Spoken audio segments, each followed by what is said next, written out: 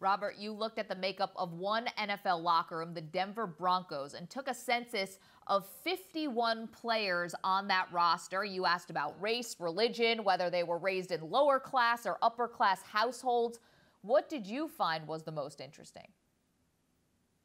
Well, there are a lot of things that actually surprised me. The one thing that really stood out was the percentage of guys who said or felt that they had never had a concussion. That was 33%. So exactly a third of the locker room. This included guys who played linebacker, wide receiver, defensive line, linebacker from every position group who said that in all the years they played football, from when they were on average about 9 years old, that they'd never had a concussion. To me, that says that there are a lot of undiagnosed concussions and that there's a lot of denial.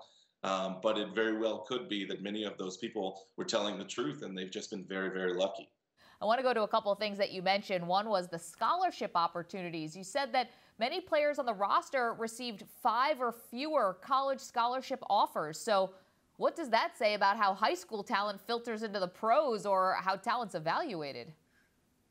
I think it says a lot about the character of the people that do end up being in the NFL, because many of them were told or had the impression when they came out of high school that they were not at the top of their group. They were not elite players, and they built themselves into elite players, despite being not really being recruited that heavily.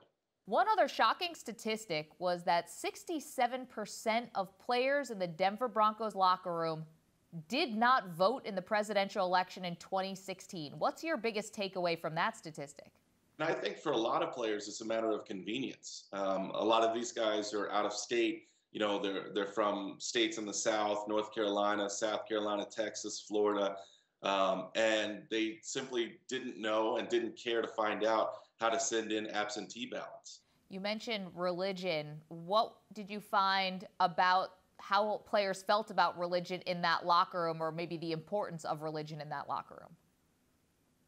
Yeah, so we found that a great majority of NFL players who identify as Christian also identify as being very religious. And that was something that was different by about 20 percentage points from the United States as a whole, based on the polling that we could find.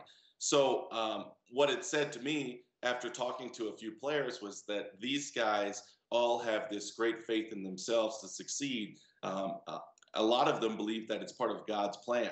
So when they tear an ACL or they get a concussion or they have some debilitating injury that they have to fight back from, whether it's in high school or college or the NFL, they gain confidence from the notion that there's a higher plan for their success and the success of their family in the NFL.